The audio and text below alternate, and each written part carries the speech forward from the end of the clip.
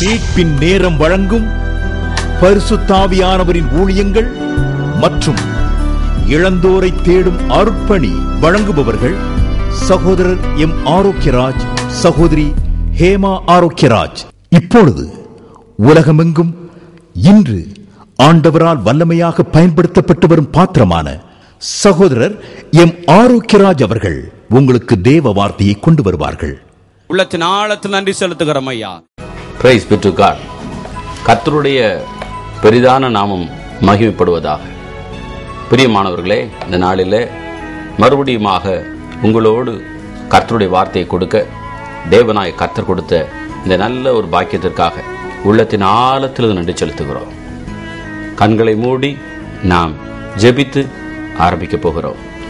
எங்கள் பரலோகத்தின் பரிசுத்த தேவனே, உண்மையாய் தம்மை நோக்கி கூப்பிடுகிற யாவருக்கும் சமீபமாகவே இருக்கிறவரே, அருமையான பிள்ளைகளப்பா, எவ்வளோ கலக்கத்தோடு, பிரச்சனையோடு, கண்ணீரோடு, வியாகுலத்தோடு, ஐயோ என்னுடைய வாழ்க்கையில இந்த பிரச்சனை முடிவுக்கு வராதா என்ற கேள்விக்குறியோடு இந்த நிகழ்ச்சியை பார்த்து கொண்டிருக்கிற ஒவ்வொருவரும் மேலும் தேவனுடைய பலத்த கரம் வந்து இறங்கும்படி நான் ஜெபிக்கிறேன் அப்பா. ஒவ்வொருவரையும் தேவனாய கர்த்தர் இந்த நாளிலே நீர் தொட்டு ஆசீர்வதிக்க வேண்டும் என்று ஜெபிக்கிறேன். உம்முடைய பரிசுத்த மன்னா பரலோகத்திலிருந்து இறங்கி வர வேண்டும் என்று நாங்கள் ஜெபிக்கிறோம் அப்பா. வார்த்தையினாலே தம்முடைய ஜனங்களோடு பேச வேண்டும் என்று நாங்கள் ஜெபிக்கிறோம். எல்லாவித எதிர் வல்லமைகளை, அந்தகாரத்தின் கிரிகளை அழித்து அப்புறப்படுத்துகிறோம். கர்த்தராகிய தேவன் மாத்திரம் இந்த நிகழ்ச்சி மூலமாக கர்த்தர் மகிமைப்படுவீராக. தம்முடைய பிள்ளைகளுடைய இருதயத்திலே கர்த்தர் பேசுவீராக. நீர் அப்படி செய்கிறதற்காய் நன்றி. உயிர் தெழுந்த கிறிஸ்துவின் புண்ணிய நாமத்தில் வேண்டிக் கொள்கிறோம் எங்கள் நல்ல பிதாவே, ஆமென். பிரியமானவர்களே, கடந்த நாட்களிலே கர்த்தருடைய நாமங்களை நாம் தியானித்து வருகிறோம். யெகோவா தேவனுக்கு 1000 நாமங்கள்.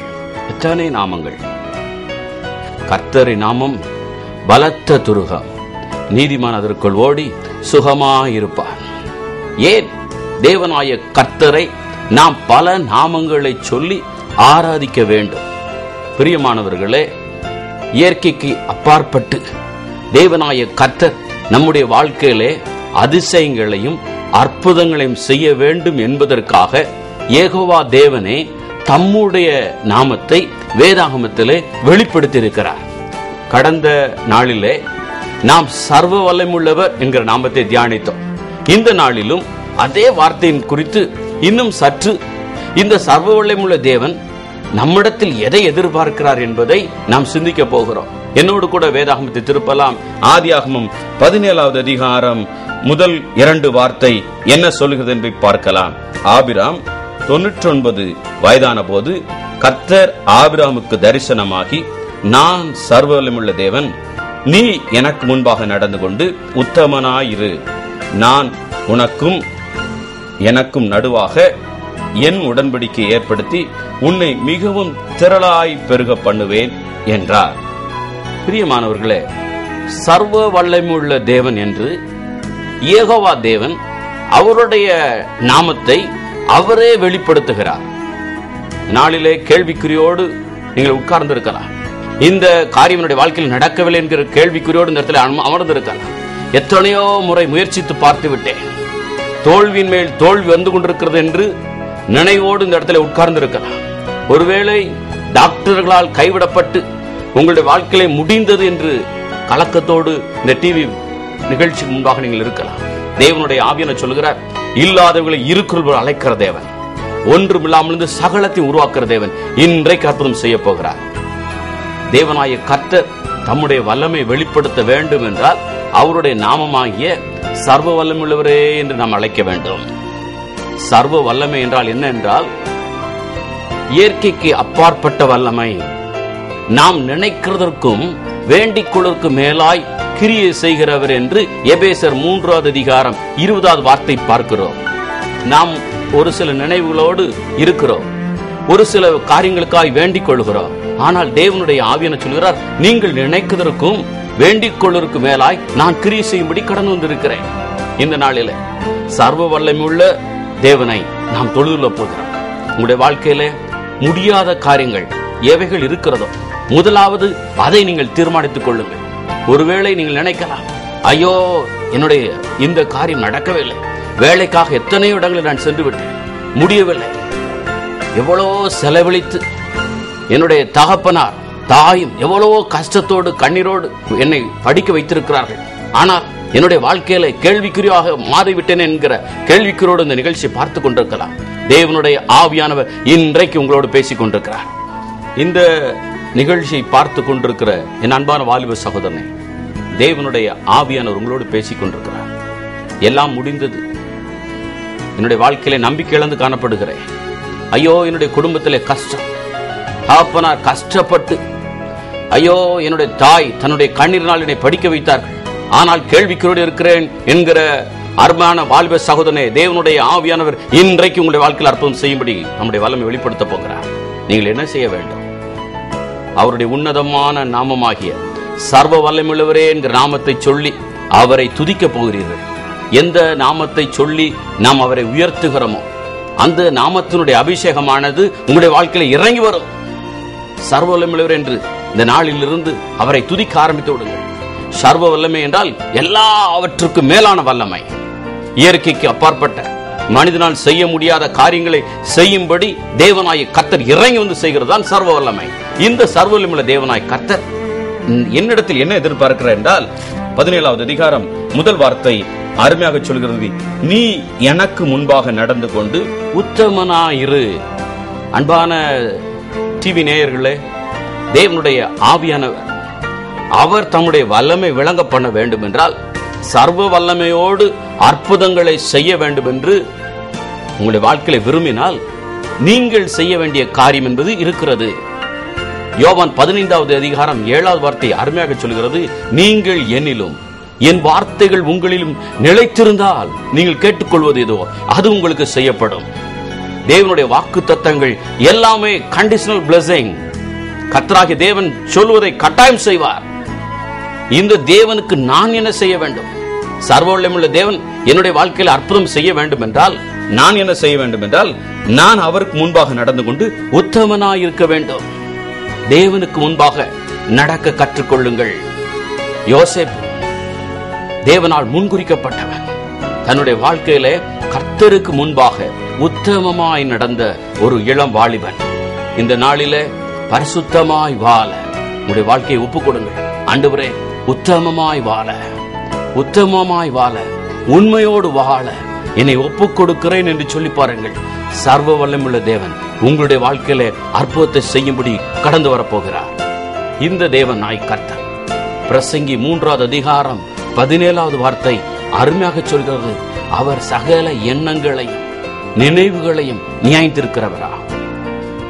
ஒருவேளை வெளியரங்கமாக வெள்ளை சட்டை அணிந்து கொண்டிருக்கலாம். ஐயோ, நான் அப்படி இருக்கிறேன் என்று சொல்லிக்கொண்டு வெளியே சொல்லிக் கொண்டிருக்கலாம். ஆனால் உங்களுடைய மனதின் யோசனைகளை தேவனாய் கர்த்தர் அறிந்திருக்கிறார். மனது உத்தமமாய் இருக்கிறதா?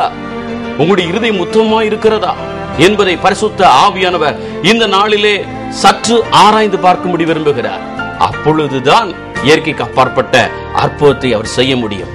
சர்வ வல்லமையுள்ள தேவனே என்று நாம் கூப்பிட போகிறோம். அதற்கு முன்பாக சற்று உங்களுடைய வாழ்க்கை ஆராய்ந்து பாருங்கள். ஆண்டவரே, என்னுடைய வாழ்க்கையில காணப்படுகிற பாவமாகிய குணத்தை தயவு செய்து மன்னித்தரும், தயவு செய்து இரக்கம் செய்யும். என்னுடைய எதிர்காலத்தை நீர் ஆசீர்வதிக்க வேண்டும் என்று தேவசமூகத்திலே கண்ணீரோடு ஜெபிக்க போகிறோம். தேவனுடைய ஆவியானவர் தம்முடைய சர்வ வல்லமை வெளிப்படுத்த போகிறார். தடைப்பட்ட காரியங்களை கர்த்தரே செய்ய போகிறார். கண்களை மூடி ஜெபிக்கலாமா? இருக்கிற இடத்திலே கண்களை மூடி, எங்கள் பரலோகத்தின் பரிசுத்த பிதாவே, உம்முடைய குமாரனாகிய இயேசு கிறிஸ்துவின் நாமத்தினாலே இப்பொழுது நாங்கள் உமக்கு முன்பாக நிற்கிறோம். இந்த நிகழ்ச்சியை பார்த்து கொண்டிருக்கிற ஒவ்வொரு மேலும் தம்முடைய பரிசுத்தின் மகிமை இறங்கி வருவதாக. சேனைகளின் கர்த்தர் பரிசுத்தர், பரிசுத்தர், பரிசுத்தர் என்று ஓயாமல் போற்றி துதித்துக் கொண்டிருக்கிற தூதர்கள் மத்தியிலே வீற்றிருக்கிற நல்ல தெய்வமே, பரிசுத்தை விரும்புகிறவரே, இந்த நிகழ்ச்சியை பார்த்து கொண்டிருக்கிற ஒவ்வொருடைய வாழ்க்கையிலே ஆழமான பரிசுத்த வைராக்கியம் உண்டாவதாக. விசேஷமாக என் அன்பான சகோதரனே, சகோதரி, தேவனுடைய ஆவியானவர் கண்களோடு உடன்படிக்கை பண்ண வேண்டும் என்று பரிசுத்த ஆவியானவர் விரும்புகிறார். சர்வ வல்லமையுள்ளவராய் அற்புதம் செய்ய வேண்டும் என்றார். யோபு 31:1 படி கண்களோடு தயவு செய்து உடன்படிக்கை பண்ணுங்கள். நீங்கள் யாரா இருந்தாலும் சரி, வயதானவர்களா இருக்கலாம், கண்களோடு உடன்படிக்கை பண்ணுங்கள். தேவையில்லாத காரியங்களை நான் பார்க்க மாட்டேன், கர்த்தர் எனக்கு அற்புதம் செய்யட்டும் என்று தயவு செய்து நாளிலே தீர்மானம் பண்ணுங்கள். தேவனாய கர்த்தர் சர்வ வல்லமையுள்ளவராய் உங்களுடைய வாழ்க்கையில் அற்புதம் செய்ய போகிறார். Thank you Lord. தேவனே உமக்கு நன்றி. கண்களோடு உடன்படிக்கை பண்ணி கொண்டிருக்கிற உம்முடைய பிள்ளைகளை தயவு செய்து கண்ணோக்கி பாருமப்பா. இன்றைக்கு இவர்களை சூழ்ந்திருக்கிற பாவமாகிய காரிருள் நீங்கட்டும் ஆண்டவரே. பரிசுத்தம் இவருடைய வாழ்க்கையிலே உண்டாகட்டும். நீர் சர்வ வல்லமையுள்ளவர் என்பதை இவர்கள் காணும்படி இப்பொழுது எழுந்தருளும்.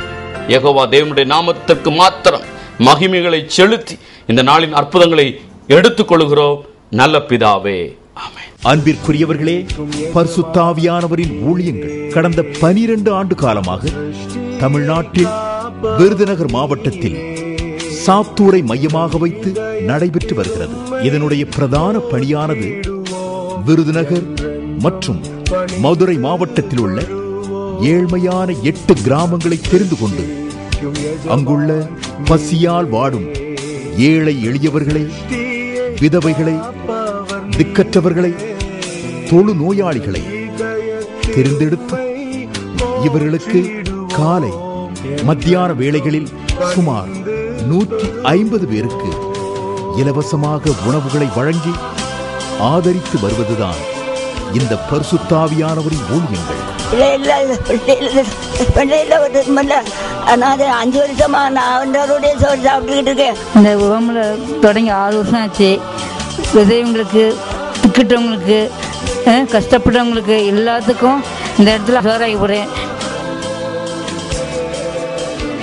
சேலட்சுமி, என் மயம் பேர் குற்றுராமி. பச்சைகள்லேருந்து நீங்கள் தோட்டங்கள்லேருந்து நாங்கள் சாப்பிட்றோம். பாட்டிமாருக்கு நடக்க முடியாமல் இருப்பாங்க, அவங்களுக்கு ஒரு கால் கையில் வராது. நான் கொண்டு போய் அவங்க வர முடியாத நான் கொண்டு போய் சாப்பாடு கொடுப்பேன்.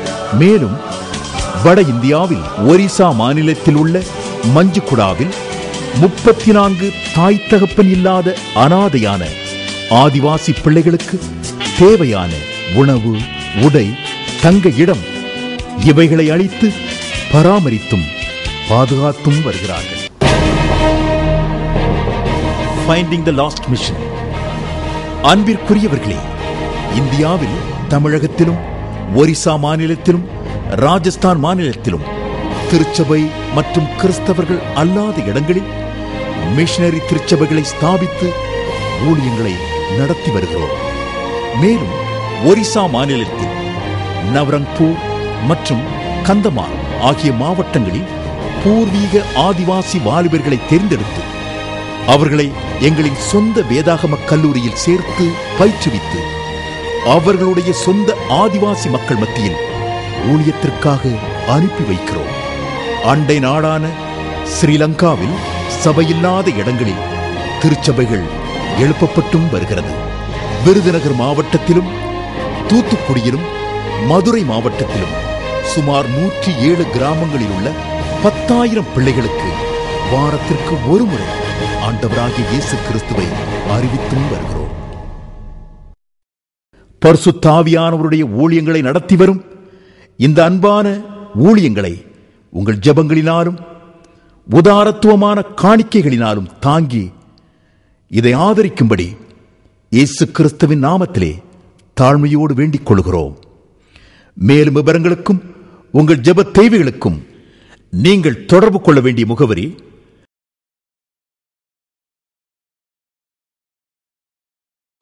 சகோதரர் எம் ஆரோக்கியராஜ், சகோதரி ஹேமா ஆரோக்கியராஜ், பரிசுத்த ஆவியானவரின் ஊழியங்கள் 3/660 சிதம்பரம் நகர், சாத்தூர் 3, தென்னிந்தியா. Cellphone 9443740802 9442161736. Email raj777india@yahoo.co.in. Our website www.holyspiritministries.in.